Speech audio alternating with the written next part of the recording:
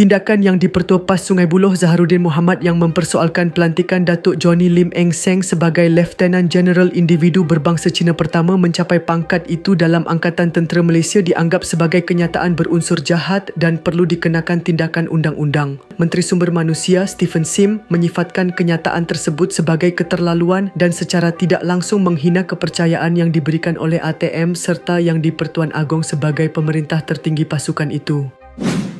Saya berasa sangat marah ada pemimpin PAS yang seolah-olah mengecam pelantikan beliau hanya kerana berbangsa Cina. Zaharuddin bukan sekadar mempertikai pelantikan ini, namun beliau juga seperti memperlekeh kepercayaan ATM dan yang di-Pertuan Agong yang juga pemerintah tertinggi ATM. Kenyataan jahat berbaur perkauman, menghasut dan derhaka sebegini harus dikenakan tindakan undang-undang yang keras sebagai pengajaran kepada orang politik tak kira parti apa. Jangan sesekali bermain api perkauman, tegasnya dalam satu kenyataan hari ini.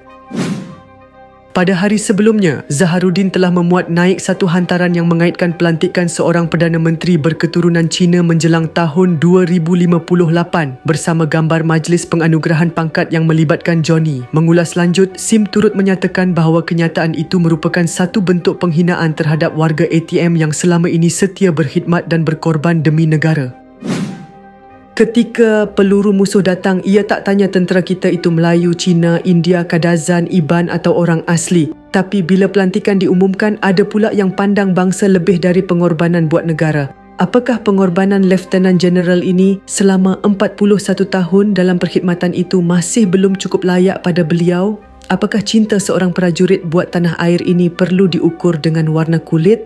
Tidak pernahkah Zaharuddin kenal dengan nama Laksamana Muda Tan Sri Datuk Seri Dr. K. Tana Balasingam, anak tempatan pertama dilantik sebagai Ketua Turus TLDM dan ramai lagi putera watan bukan Melayu yang memegang jawatan tinggi ATM, katanya lagi.